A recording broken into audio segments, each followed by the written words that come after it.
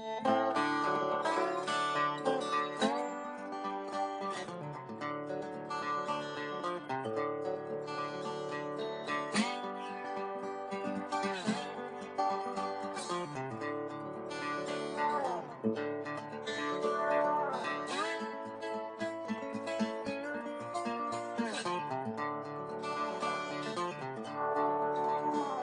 the rain don't fall, that's when you know you're gonna go dry.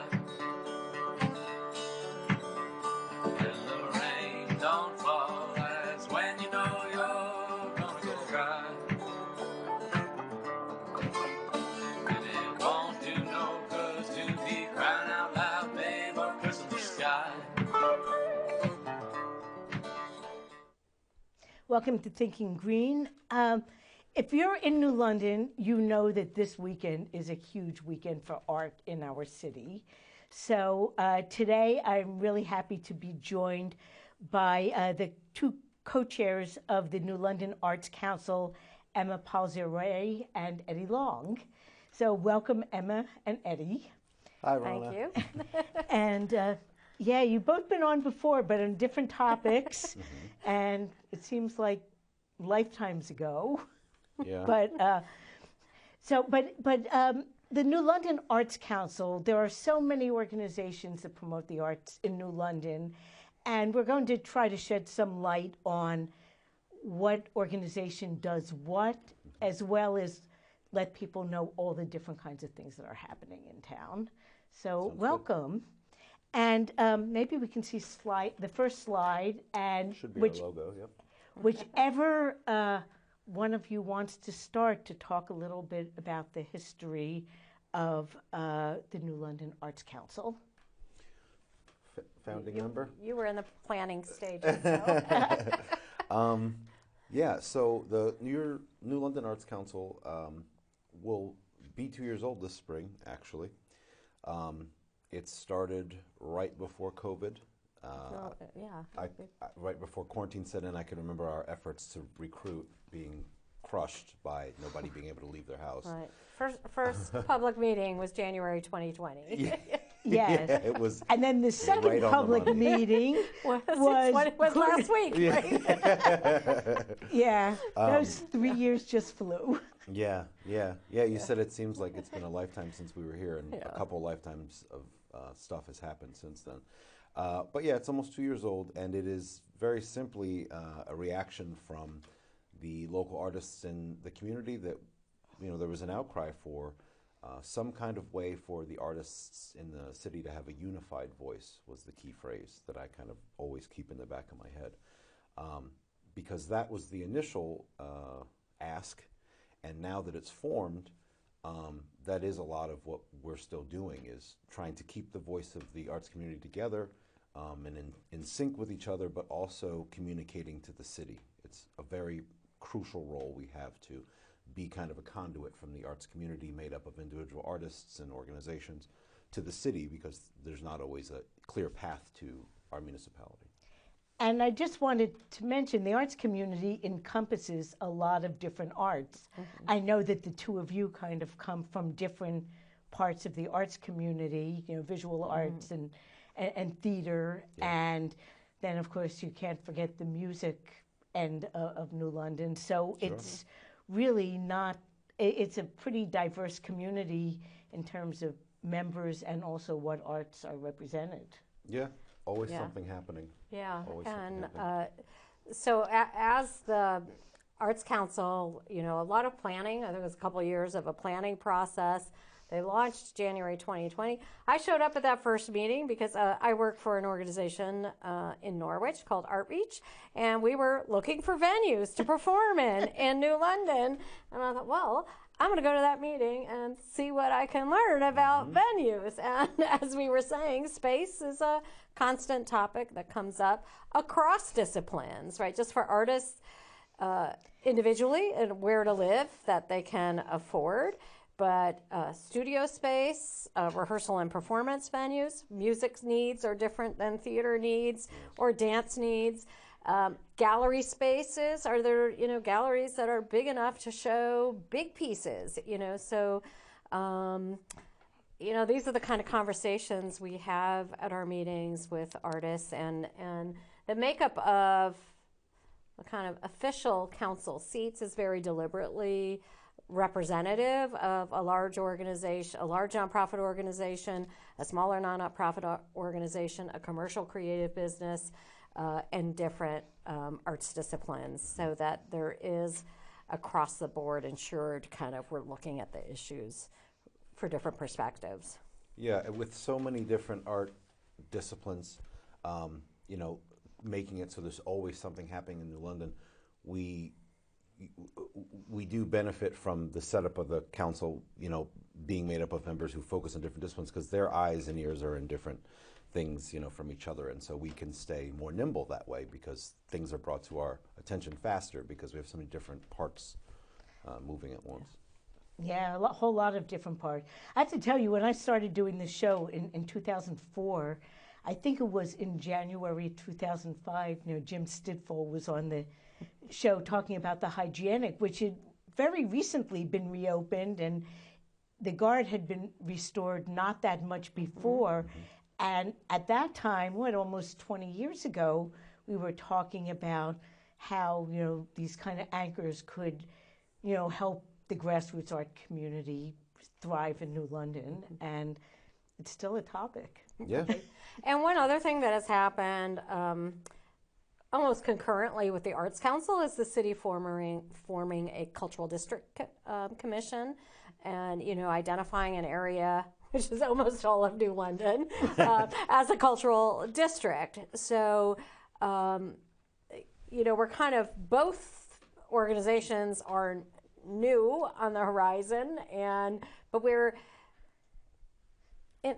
woven together, but have different purposes. And the easiest way to explain it is really that the Cultural District Commission is focused on place, and the Arts Council is really about the people, the people who live and work and make up our arts community.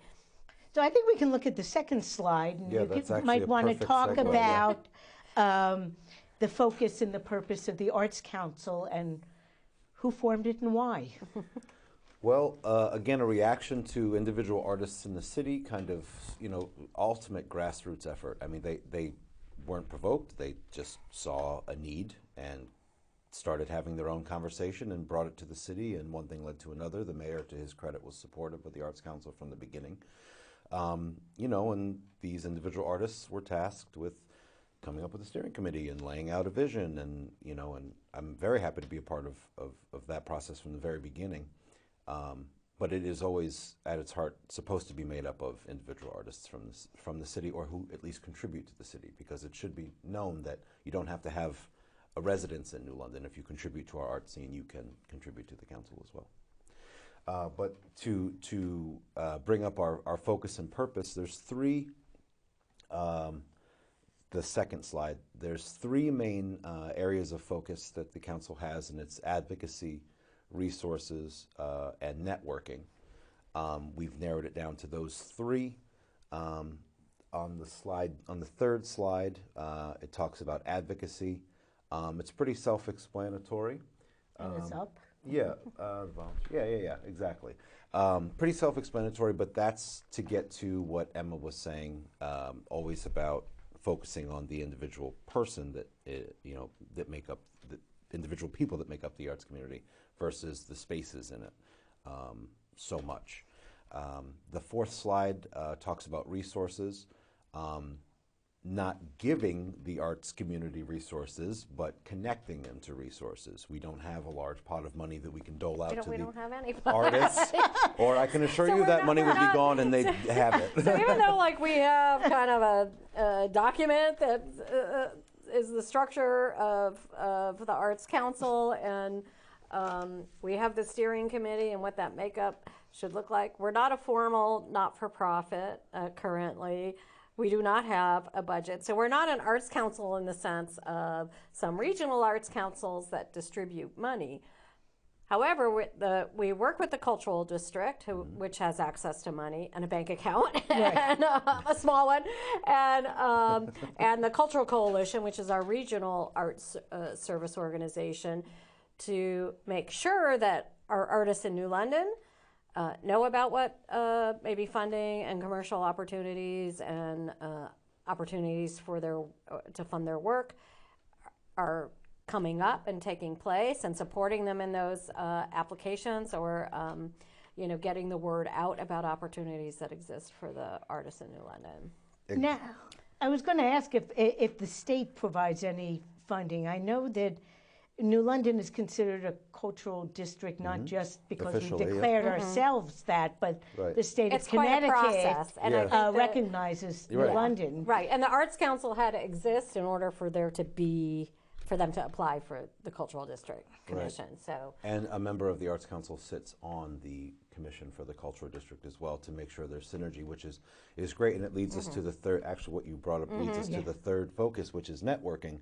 That's how we can marry everything together, making sure that we are creating opportunities for the arts community to straight up mingle with each other, because they can get together and learn each other's wants and needs, and be turned in the direction they need to go. Maybe what they're looking for is something the council can help with. Well, then we'll help you. If there's something that you have in store that you think would be for the cultural district to help, then we can send you in that direction, and hopefully some of those people are present at this little shindig that we're describing. Networking is a big part of it, just keeping everybody in the same conversation. yeah, and one real life example that has already happened as a result of that is the federal government was passing ARPA funds, American Rescue Plan money, through the municipalities. The Cultural Coalition regionally went to each municipality and made a case for them putting 1% to the arts within their municipality. So New London, with the guidance of the Cultural Coalition, created New London ARPA grants for the arts. Meanwhile, during COVID, a group of visual artists were getting to know each other. Some were new to town, and through the Arts Council all met, and they proposed a group art show called Pivot, which took place at the Guard. That's so that's the like, sixth slide, so it's just a wonderful outcome of how the networking and people getting to know each other, while this other engine of we have ways to pass some money down to artists was taking place, that they were poised and ready to kind of make an application as a group to be able to put on a show. And then the Guard got involved as the venue for the show. Some poets overlap with Hispanic Awareness Month, and they were able to do a poetry reading at the Guard with some local poets. So it really just brought the whole arts community together. In the slide you see, I chose some slides that have group shots because I just miss crowds. Just want to get those We're images going to get out a there. little bit of vicarious participation in crowds. But you can see,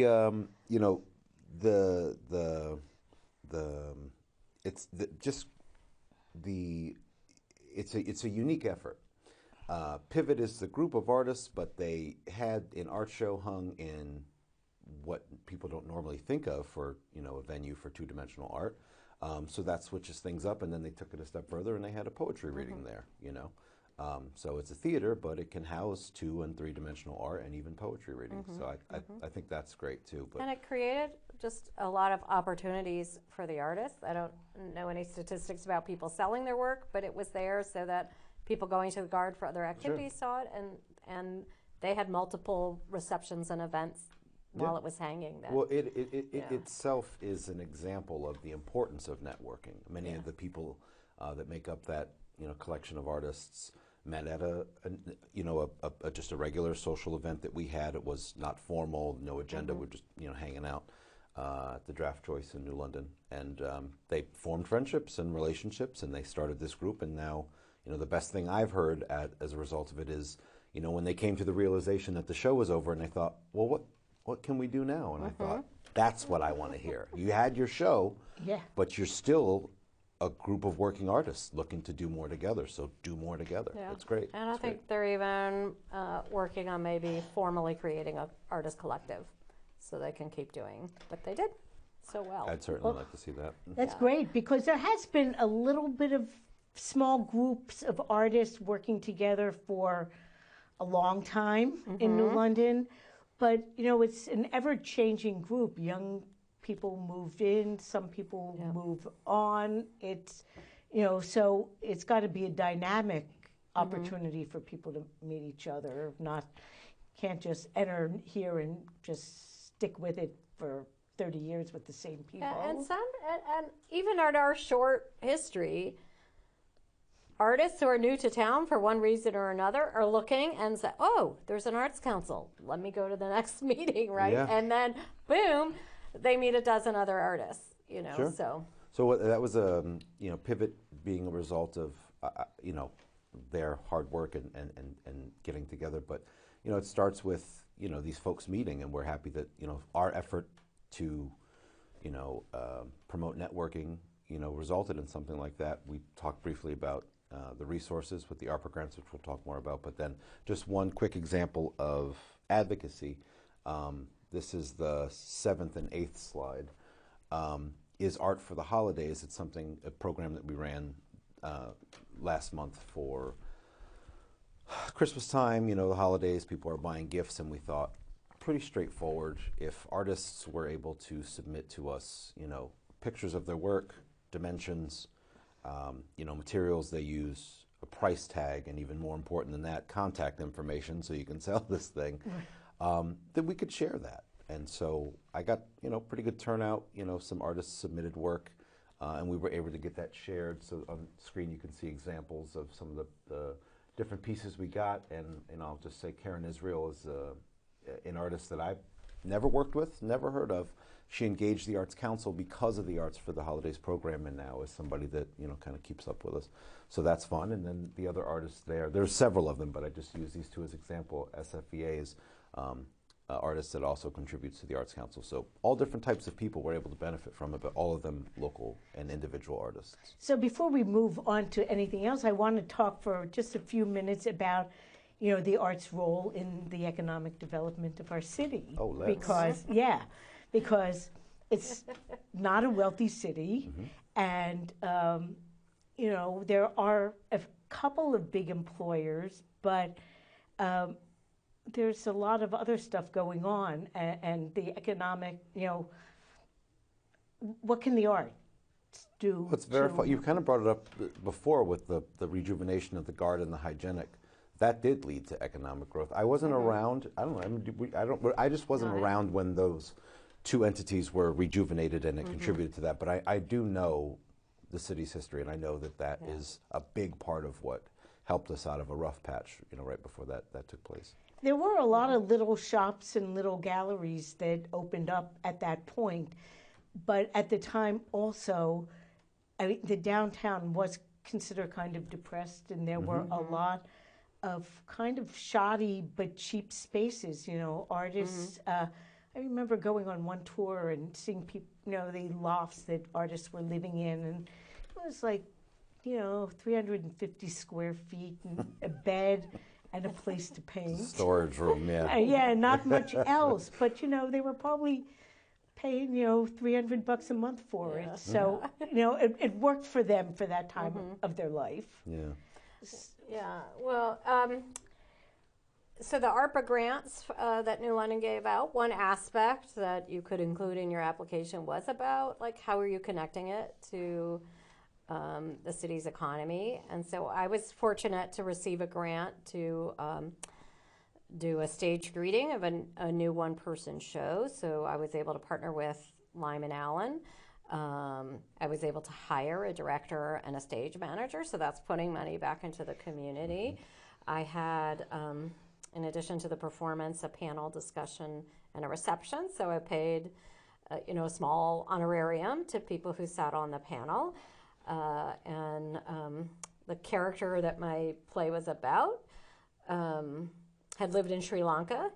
So I, supported the Sri Lankan restaurant and bought hors d'oeuvres there. So, and I think people who came to the show, several people went out for Indian or Sri Lankan food afterwards. We encouraged them to do that. So, it's small scale, but, I don't know, 25 grants were given out or something, and if everybody, whether it's as an individual artist, you have some money to then buy some things or to go out to eat when you wouldn't have, or you can hire, and I also benefited by other theater artists who had gotten grants, hired me to be part of their projects. So we all had a little boost in our own personal economics, so we could go out and spend that in New London, right? Right. Yeah. Yeah. I think it doesn't matter the size of the city, but I think any city that seeks to rejuvenate itself or revitalize an area, it is generally the politicians who have the idea to revitalize, but they're reacting to economics. They see a depressed area, and Right. whether they want to look good at re-election or they really want to help the area, they still are the ones who think there needs to be an effort made here. But then that's where it stops. It is always the creative community that takes the lead and says, this is the idea you should go with, this is how it should be implemented, why don't you try this? It just always is that way. You can't thrive without that creative aspect. I would say that's a life thing, not a business or a city thing. I mean, you want that little extra something, but when it comes to city economics, that extra something can equate to dollars. And of course, the city, money people are usually not the creative people. So And that's okay. they have a goal, but they can't really implement it themselves Yes. because that's not their expertise. Yeah, that's okay. That's normal. I mean, a business owner starts a business. He's got all the resources and the ambition, and he's ready to do it, but who's promoting the business for him? Who's doing his marketing? It doesn't have to be that person. You'd want to get somebody creative to do that. So do we want to look at slides 9 and Yeah, 10 yeah. and talk about a little more about the ARPA grants and how they did what they were supposed to do, actually. Yeah. Yeah, and we were kind of involved from soup to nuts. So, we work closely with the Cultural Coalition. That looks like the to- Custom House on to our... get the word out. So in the slide, we can see... No. That's at the Lyman Allen. Oh, at the yeah. Lyman Yeah. Allen. In In the their library. library. Yeah. We can see myself and Emma. Wendy is the executive director of the Cultural Coalition. Rich Martin From the is the Cultural chair of the District. Cultural District. There are various artists sprinkled throughout that won. Yeah. Caitlin Whitehorn is in the white dress there. She is an employee of the Cultural District as well. So we, work to kind of get the word out about the opportunity for artists. We had some online sessions with the Cultural Coalition about the application process. They provided extra support in, so people's applications could be strong. And then we decided to have a celebratory event and invited all the awardees, the city council. It was a very good mix. It was a very, very good mix. Yeah, and other artists came who had not gotten grants, but it was a great event because and all the awardees got to say what their project was that was received funding. And I should also point out, because of the nature of the funding, it could also just be to help an artist through an economic difficulty as a result of the pandemic, right? So there were some grantees who got money to either buy equipment that was destroyed or needed to be replaced, and they wouldn't have had money otherwise, or to pay rent because they hadn't been able to practice their art form as a result of the pandemic and lost income that way. So, but we had a great celebration, and artists from different disciplines meeting each other and sharing what they were working on, and everybody saying, "Oh, I got to make sure I go see your project," and I'll go to that gallery, and I'll. So it really was a good opportunity for us to start laying that groundwork of deepening those relationships. And you reminded me too when you brought up COVID. I don't know if we mentioned it, but Pivot, the group of artists and the show that we mentioned before, is a result of the ARPA funds, and very specifically, Pivot got its name from that concept. The work that makes up the Pivot show is work that was created during the pandemic, and it isn't, you wouldn't know it. You wouldn't know it to see it when you see it that it's about the pandemic or has anything to do. It's just the time in which it was created. These artists were still thriving creatively in the time when the rest of the world was shut down, and I think that's worth mentioning and celebrating. Yeah, and by celebrating the artists too, it was just such a diversity of projects and covered everything from metal to theater to visual to It was great. music, a little bit of everything. I think even fashion design, I don't know, but that it really was just a nice celebration of how vibrant our arts community is in New London. True. Yeah.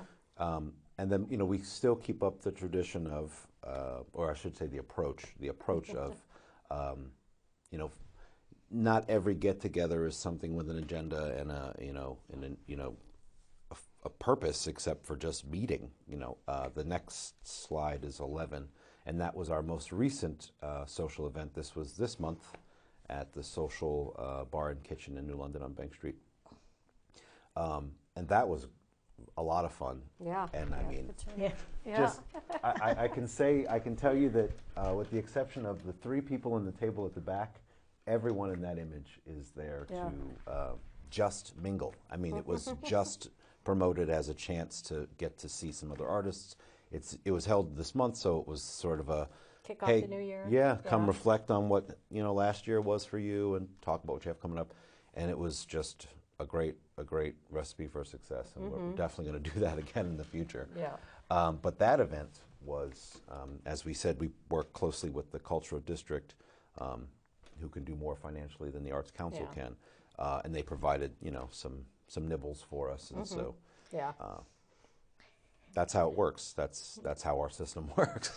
Do you find that if you don't have some kind of structure like the Arts Council and the Cultural Coalition, that artists in different disciplines don't necessarily meet each other? That's a good question. I have always felt, I moved to this area in 2003 to work for a community arts organization, and I still had difficulty meeting other theater artists and other artists. And I do think that's true, and that we need some deliberate focus on how to bring people together. I've often said, I know there's other theater artists in this community who have left New York City and moved here, and I'm not going to bump into them at auditions. I'm not going to, like I would in New York, I'm not even necessarily even going to see them when I go out to see a play. Right. And we just don't have those kind of spaces otherwise. That even the visual arts group that formed, that was a deliberate invitation by, the kind of what we call the head of that pod, Diane Barcelo, reaching out a couple people, other visual artists that she knew, but just kind of everybody keep kind of passing the word along to other visual artists to come and join them. An Arts Council subcommittee is just called a pod, and I can give Diane Barcelo credit for coming up with that term as well. But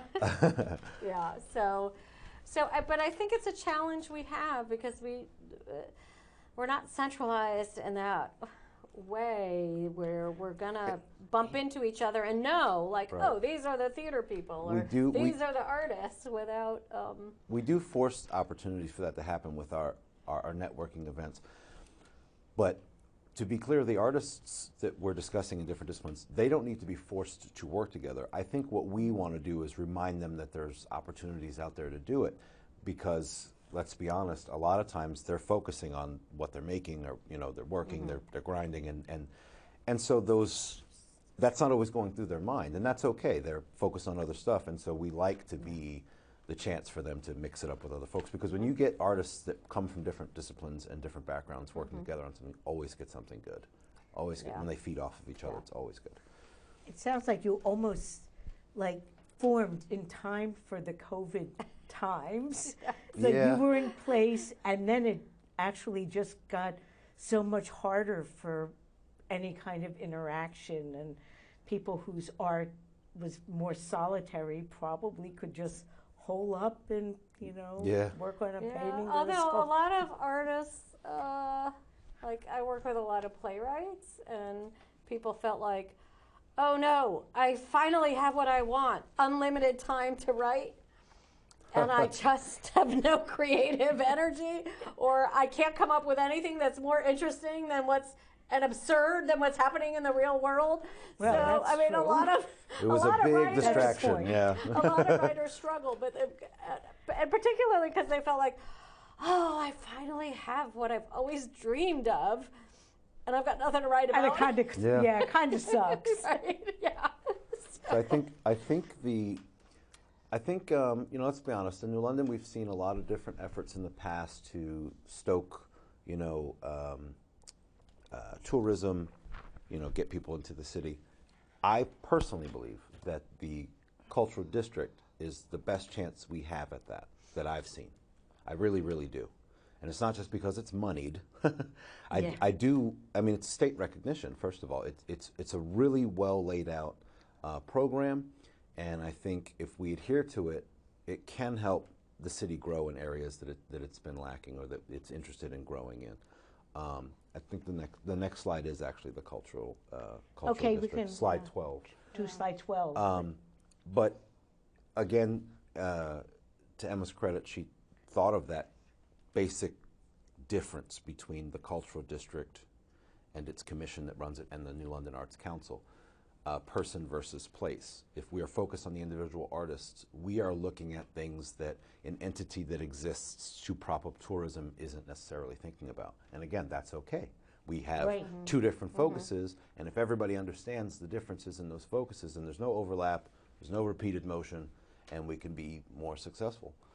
But what we say people do, I mean, that's individual artists, but it's people who work at big nonprofits, small nonprofits, have creative businesses that are commercial. I mean, it's the people that make up our community. Right. Yeah. On slide 13, you can see something the Cultural District has going on now and something that they will have coming up. Anybody who's driven through New London has probably noticed the orange banners in the downtown area. Those were put up by the Cultural District. And something that they have coming soon, it's the program is over. It was a competition or a contest for artists to submit designs, but a company called Big Belly is producing waste baskets or waste containers. Oh, and, yeah. they'll be going up around the city. Those are the solar compactors, right? Yeah. Right. And they'll be wrapped in designs made by local artists, so that's just a little more flair added. Yeah, that's nicer than just the typical Big Belly. I became aware of the Big Belly trash receptacles, I don't know, maybe about 10 years ago. And when I'd visit the West Coast, it's like I see it in Seattle or in Portland, and I'd send pictures back to New London. Oh, they really are doing Big Bellies there. And so it was kind of exciting to see that it was going to come to New London and that they are going to be wrapped in art and not just bland-looking receptacles. Right. And then periodically, so there was a call for artists to submit designs, and then those are being produced. The artists, won a cash award as well. Sure. And then I don't forget how frequently, if it's every year, like that'll happen again, so that the images on the trash cans will change, and the compactors will change periodically. Maybe I'll enter. I regret that I didn't this time around. Maybe I'll throw my hat in the ring next time. Yeah. But so person versus place, and that's really more in our sort of downtown area where we tend to focus. But I also wanted to bring up, while we were here in slide 14, Explore New London. Explore New London is the official social media pages for the city of New London. So that is a wider gaze than the Cultural District would have, which is a finite area. It's very specific in downtown, and it's got a specific focus. Explore New London is, at its heart, it's really just promotion for things happening in the city, but I just wanted folks to understand it's sort of a trifecta here. In slide 15, I just wanted to show the differences between the focuses of those three entities, because I'd like more people to be familiar with how this kind of core is working, because we really are trying hard to build this and make it as streamlined as we can. Everything can't be on one website or one social media page, but I think 3 is okay, and that's why I want people to understand those differences. New London, like you said, if you want to understand the community in New London, you should really start with the arts community and see what, at least to know what's going on. We have all the same things that every other city has, but we really, really have a kinship with the art community. Yeah, actually, when we had that celebration of the ARPA grant awardees, I don't know if it was the mayor or Tony Nolan who said, this is great. Like we're starting to see the results of having the cultural district, of having the Arts Council, of having some funding invested in this,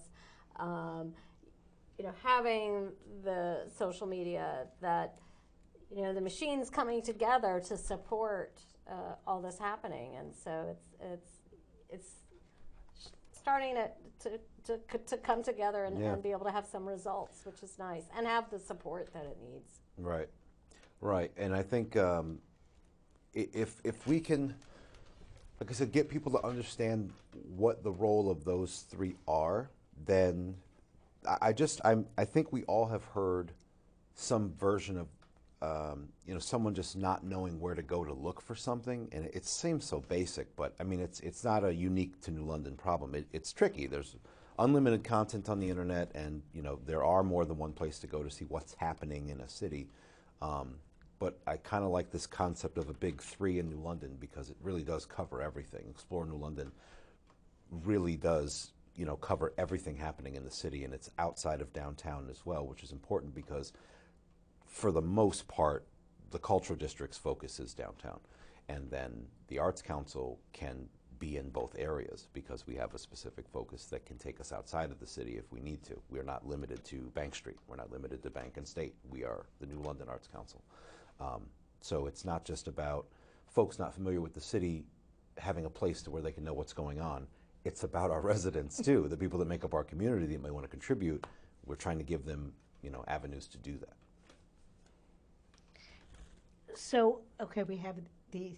Oh, the next slide, I think, affects is all three of the entities. Number 16, yes. This subject will affect all three of the entities. Yes, slide 16, which actually made the day paper, yesterday maybe? A couple days ago, the Weiland mural is slide 16. So we try to be nimble. So what's happening with this mural has been a subject of drama in New London for a long time. So, and that won't change. Yes. I want to be clear that won't change. There is an update. I mean, we've been able to be a part of the conversations, from the beginning with planning. The Cultural District is there. The Office of Economic Development and Planning. Am I getting that right? Mm-hmm. Right. Yeah. Have given the Arts Council a seat at the table for those conversations as well, because it's going to be a big effort. I think the first thing that I would say about the restoration of the Weiland mural is, the artist is going to have plenty to do. This all doesn't happen just because of his efforts. The city is going to have to do a little more. Right. The community is going to want to step in. And if you read the article that you're talking about, this was unbeknownst to me, but when the mural was first installed, there was an effort from the city, apparently, to find volunteers to help the artist secure the area and mix paint, that sort of thing. But I mean, finding volunteers to do that, it didn't even occur to me. It's a gigantic wall. It's a gigantic wall. Really it's a big definitely wall. The city's biggest it's even mural. Long, there's also that part that's on the other side, so it's even bigger than you realize at first glance. Yeah. So I think about the Arts Council and the Cultural District, what our role will be if that is going to be repeated, that effort, to find volunteers, etc. Yeah, and one of the, part of the early on conversations we had, and first of all, from the get-go, the city had gotten funding to repair the wall underneath, which is the cause of the painting failing. But it does bring up the issue of what's the city's plan for maintaining murals. Norwich is kind of going through this at the same time, right? All this public money, a lot of murals. People have gotten grants to paint murals around our local cities, and there has to be a plan to maintain them. What happens, when it's the mural's life is nearing its end? Mm-hmm. Does it get restored? Does a call for a new mural go out? And even with this mural, we started with, originally the thought was the Arts Council role would be, helping to facilitate artists making proposals for that wall. As it turns out, Weiland has the interest to come back and redo it. We said, that was kind of absolutely, we want that. Mm-hmm. But we did have some discussion around the value of having an internationally known artist recreate his mural here versus local artists. And there certainly are many opportunities, and will be more, for local artists to have murals. But there is also a value in having a world-renowned artist come, and he's got a huge foundation now. He wants to come and do it, so it's really going to be a blessing and beautiful when it's done. But right, and we can learn from the mistakes that have been made in the past in terms of that mural. And timing-wise, I don't want to get this wrong, but one of the foundations that Weiland works with has a program, and it's like a mayoral challenge, and it challenges mayors in some bigger cities. So that's one thing we have to point that out. New London is not a big city, but they made like an exception for us to have us be part of this program, and it is water preservation basically, but you know, challenging the mayor of a city to do that, and it's a whole big program in that area. But because he's an artist and we have this whale wall here, it's all married together, so we benefited from timing. I'm a Pisces. I just want to say that because what I believe, well, not, yeah, that's true, but I mean, I'm saying that because I really believe if there's two things in front of me that I want to do and I can't decide which one, I'm going to figure out a way to do both. So why am I saying that? Because there was an idea kind of on our end that maybe if there's state funding, I say again, not city funding, state funding to restore this mural, can there be state funding to replace the mural? Like, we'll fix the wall and put something else up. Not because we hate whales, but we thought this was a great opportunity for an artist that's local to come up with something. That's what we were really thinking. And that's why I explained what happened with the artist who did the Weiland, or with Weiland, because that's why he's coming back. But I'm not ready to let go of the idea of some artists in the area doing murals. So why not do both? This is going to bring a ton of eyeballs, a ton of media coverage, and not just when it's done at the unveiling. I mean, along the way, the city says they'll have a viewing section set up across the street so you can watch him work. So it stands to reason that a program that was put out kind of to coincide with that, and I'm just kind of spitballing here, but if we had a program where local artists were being compensated for murals up, and that, you know, we could entrust them to be program managers and find the wall, partner with the place the wall's going, you know, where the wall, all that sort of thing, empower them and pay them. But if we could at least announce that we're going to start a program like that when he dedicates that mural, I think that could be powerful. So like a handoff, we can do both. I think it's great for the city that the wall's being restored, that it's that world-renowned artist. We're saving water, but there's still money being bandied about there. There's money there still from the ARPA, and it's around. I want to remind everyone that it is there. But like I said recently, municipalities need to be nudged sometimes. So let's nudge ours and remind them that there's you know, really, really talented individuals that could really help the city that money could be going to. And we're here and ready to help that happen, I have a funny Weiland story about, kind of illustrates how important it could be to have an artist, right? So, you know, my kids grew up driving by that mural quite a while ago, maybe 6 or 7 years ago. We were in rural Virginia. I think we had just gone to a cavern, and we stopped to get pizza, and the pizza place had a framed poster, different painting, but my son looked at it and didn't miss a beat. He said, "Oh, that's a Weiland."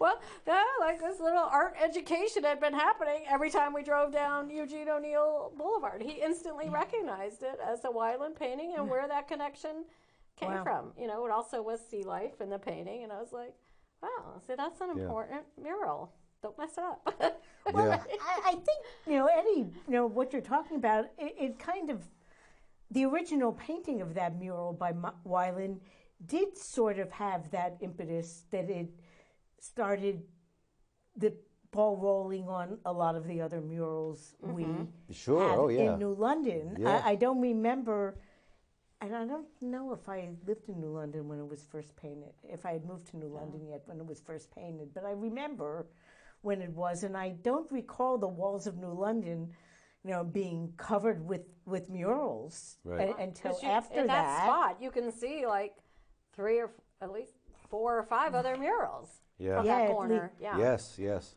Yeah, Today. Yeah, that's Yeah. like kind of the epicenter. Yeah. And they go all the way out. I mean, they go all the way out. They're down by CVS. They're in Fulton Park. And there's some interior murals being built in businesses that are not yet open in Hodges Square. Yeah, and I've been involved in the repainting every year of the one street mural nearby. Yep. And well, it depends. If climate change stays on the course it's on, and we have winters that are rainy and not snowy, maybe street murals will become practical in New England. Right. But when we did it, it's like, oh my gosh, you have to paint it every single year because it snows and the plows scrape the paint off the road. Yeah. So so people have approached me and said, "Oh, I'd love a street mural like at Lower Boulevard in Montauk or something." It's like, yeah, it would be awesome, but are you really ready to repaint it every year if you don't have that It truly maintenance is. plan? It truly is And easier on a And wall. that's where the Arts Council, Right. that's a role we can fulfill, kind of making sure that the city has a plan, that there's a pipeline for funding to maintain these. Right. Or we raise money to be able to do pamphlets. I know there used to be some of, mural walking tour. And I mean, that is one of our core functions as well, is an advisory group. And from the beginning, we've been given projects from the city that they wanted to put forth to the arts community, but they kind of stop by the council and ask how this looks. Is this, a good way to ask an artist to do this, whatever? And that's the whole point. Like I've said a million times, municipality speaks one language, the arts community speaks another. They don't ever have to learn each other's language. They can just, we'll do it. We'll do it. We like that. Yeah. To move on, so that's coming in the spring. April is the time. So we're going to hear a lot more about the mural being repaired, but I think we can all take a small victory lap because it's not going to look that way anymore. It's going to be restored. To get into what we have coming up this year. Yeah, maybe we should look at slide 17. Slide right? 17. This is a strategic planning session at a new restaurant downtown, the Blue Duck Bar and Kitchen on Bank Street. So you might gather, we try to move our meetings around to different locations to kind of build awareness of New London. We really do love to do that. And this was last fall. We were really just kind of gathering up our members and contributors and seeing what... And charter members, too. We made sure to invite some folks who were... Charter members. That were, involved in that. No, that's a good one. I call them contributors, but that's what they are, contributors. To see what they were thinking about. What they... Literally asking them, what do you think we should be doing? Because we have ideas, but I mean... We are also here to listen to the arts community, not to dictate what they have going on or what have you. So three key issues kind of rose to the surface, and without a doubt, everyone thought having an open studio day or weekend this spring or early summer would be great for all the artists, would be great for the city. We're looking at how to involve artists who don't have a studio that people can visit, as well as other arts disciplines through maybe, music performance and on the parade or other things like that. So, we have a committee that's coming together to start planning that. We meet also Thursday. have... We meet Thursday. Yeah. And then we have space as been, the first meeting I went to was to kind of hear about space, and that's kind of been a theme that keeps popping up, whether it's finding commercial space, living space, working space. So we're going to be addressing that in the year ahead. And our third thing is, continuing to have social gatherings, opportunities for artists to network, as well as develop their professional skills. We're going to throw in some workshops and educational components for some of those. For the Okay, space. now bad news. We have 4 minutes. I know. Oh, I'm ready for it. I'm ready for it. So maybe was in a we want to nutshell. look at slide 17 about the focuses that Emma mentioned. Yep. Yeah, and so we're looking for what's people to going get on- involved in those activities. And what's going on Saturday? Yeah. Yeah. that you want so to- just real quick, Yeah. for those three topics that we're focusing on this year, spaces, open studios, and social gatherings. Spaces is just about, places where artists can live, work, and thrive and feel safe. So we're focused on that. And open studios, Emma described, and then for social gatherings, it's like the fun stuff we were talking about, and then also workshops, which we'll have planned down the road. But the big topic that we're going to get to at the end here is slide 18, which is the community center that's coming to New London. If you've driven through this city, you know that we have a community center coming. Everybody's talking about it. And so it's the council's belief that if you're going to have a community center in a community like New London's, then art has to be almost front and center, at least present in a strong way. It's going to have basketball courts. It's going to have a pool. It's also going to have spaces to display two-dimensional and three-dimensional art, and it's also going to have places for performing arts to take place. We're talking about a new venue here. So art is in the conversation. There is walls designated outside and inside for murals. But this Saturday, get to this Saturday while you have a chance. But this Saturday, we don't want to get that 11 cut off. a.m. this Saturday at 11 a.m. in the Hispanic Alliance, which is at 176 State Street. They have a lovely gallery space, and the Arts Council is hosting a forum there where the community can come and give ideas on art-based programming to be offered on in a the focus community group center. that we've been asked to report back to Yes. the community center. So that's an important date, January 28th. Our next meeting is February 15th. That's going to be at the Kitchen Gallery, I think. So artists in the community are welcome to join us for our next council meeting. And I'm missing another date. I want to say February 2nd, we're hosting a little going away reception for at the Diane Arts Center. That's Barcelo right. and Michael Bradford, Right. two key artists in our community who Yes. are moving to the West Coast. But there's another event coming up I'm forgetting. Maybe not. That's it. Nope. You know. So February 15th is our next meeting. Our website, our social media, look for information. Slide 20. Or email us to get on our distribution list of Oh, yeah, and things we have there's coming on. your contact info, Yeah. newlondonartscouncil.org. Instagram, Correct. Facebook, and then And of you course, can always get a hold of us on Everyone the website. knows that this weekend is also Hygienic Weekend, and things start on Friday. Starting Friday night, both the Hootenanny and the Screening Room, which public television staff is involved in the Screening Room, and there's also an exhibit at Cummings That's right. Sixth Juanita Dimension. Nande, Right. a multimedia. Sixth Dimension is multimedia. It is curated by, Juanita Austin.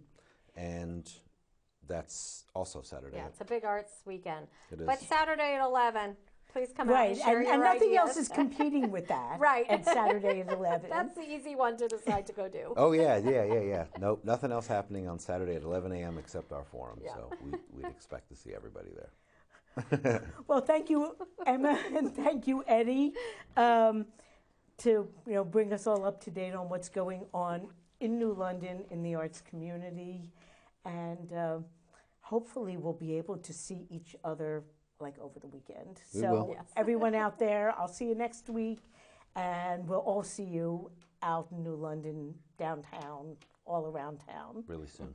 Yes. So thank you. Thank you, Rana. Thanks for And good having night, us. everyone.